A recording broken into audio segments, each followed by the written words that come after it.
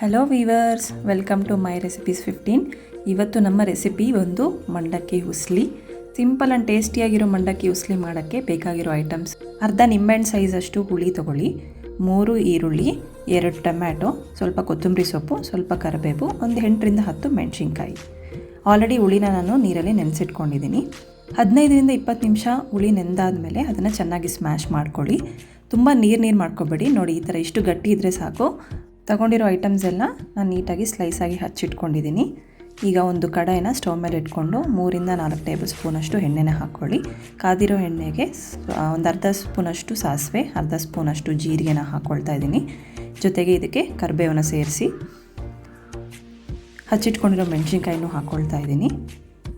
ಇದೆಲ್ಲ ಆದಷ್ಟು ಸಿಮ್ಮಲ್ಲೇ ಇಟ್ಕೊಂಡು ಮಾಡಿ, ಯಾಕಂದರೆ ಕರಟೋದ್ರೆ ಮತ್ತೆ ತಿನ್ನೋಕ್ಕೆ ಚೆನ್ನಾಗಿ ಅನಿಸಲ್ಲ. 1 ನಿಮಿಷ ಆದಮೇಲೆ ಹಚ್ಚಿಟ್ಕೊಂಡಿರೋ ಈರುಳ್ಳಿಯನ್ನು ಸೇರಿಸ್ಕೊಳ್ತಾ ಇದ್ದೀನಿ. ಈಗ ಇದನ್ನು ಅಷ್ಟೇ ಚೆನ್ನಾಗಿ ಫ್ರೈ ಮಾಡ್ಕೊಳ್ಳಿ. ಈಗ ಸ್ವಲ್ಪ ಫ್ಲೇಮನ್ನು ಮೀಡಿಯಮಲ್ಲಿ ಇಟ್ಕೊಳ್ಳಿ. ಇನ್ನು ನೋಡಿ, ಲೈಟ್ ಗೋಲ್ಡ್ ಕಲರ್ಗೆ ಟರ್ನ್ ಆಗ್ತಾ ಇದೆ. ಈಗ ನಾನು ಹಚ್ಚಿಟ್ಕೊಂಡಿರೋ ಟೊಮೆಟೊನ ಬೆರೆಸ್ಕೊಳ್ತೀನಿ.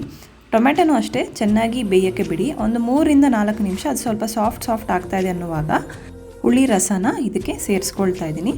ಇದು ಅಷ್ಟೇ ಮೀಡಿಯಮ್ ಫ್ಲೇಮಲ್ಲೇ ಬೇಯಿಸ್ಕೊಳ್ಳಿ. ಇನ್ನೇನು ಚೆನ್ನಾಗಿ ಬೇಯ್ತಾ ಇದೆ ಅನ್ನುವಾಗ ನೋಡಿ, ಎಷ್ಟು ಚೆನ್ನಾಗಿ ಕೊದಿ ಬರ್ತಾ ಇದೆ.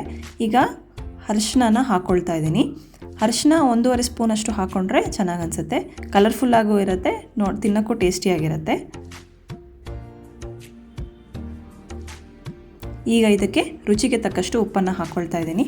ನೀವು ಯೂಸ್ ಮಾಡ್ತಾ ಇರೋ ಮಂಡಕ್ಕಿ ಆಲ್ರೆಡಿ ಉಪ್ಪಿದೆ ಅಂತಂದರೆ ಉಪ್ಪನ್ನು ಕಡಿಮೆ ಹಾಕ್ಕೊಳ್ಳಿ. ಇಲ್ಲ ಅಂತಂದರೆ 1 ಸ್ಪೂನಷ್ಟು ಉಪ್ಪು ಇದಕ್ಕೆ ಬೇಕಾಗುತ್ತೆ. ನೋಡಿ, ಚೆನ್ನಾಗಿ ಈಗ ಎಲ್ಲ ಮಿಕ್ಸ್ ಆಗಿದೆ.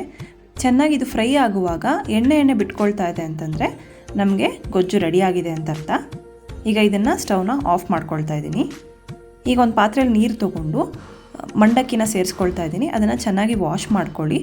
ನೀಟಾಗಿ ವಾಶ್ ಮಾಡ್ಕೊಳ್ಳಿ, ಯಾಕೆಂದರೆ ಕೆಲವೊಂದೆಲ್ಲ ಮಣ್ಣಿರುತ್ತೆ. ಸೊ ನೀಟಾಗಿ ವಾಶ್ ಮಾಡ್ಕೊಳ್ಳಿ.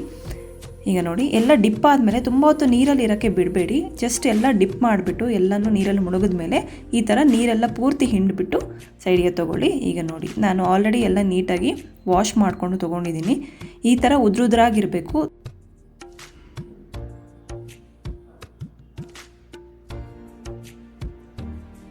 ಈಗ ಇದನ್ನು ಗೊಜ್ಜು ಜೊತೆ ಬೆರೆಸ್ಕೊಳ್ತಾ ಇದ್ದೀನಿ. ಈಗ ಚೆನ್ನಾಗಿ ಇದನ್ನು ಮಿಕ್ಸ್ ಮಾಡ್ಕೊಳ್ಳೋಣ. ಎಷ್ಟು ಕಲರ್ಫುಲ್ಲಾಗಿ, ನೋಡ್ತಾ ಇದ್ರೇ ಟೆಂಪ್ಟಿಂಗ್ ಆಗಿರುವಂಥ ಮಂಡಕ್ಕಿ ಉಸ್ಲಿ ರೆಡಿ ಆಗ್ತಾ ಇದೆ.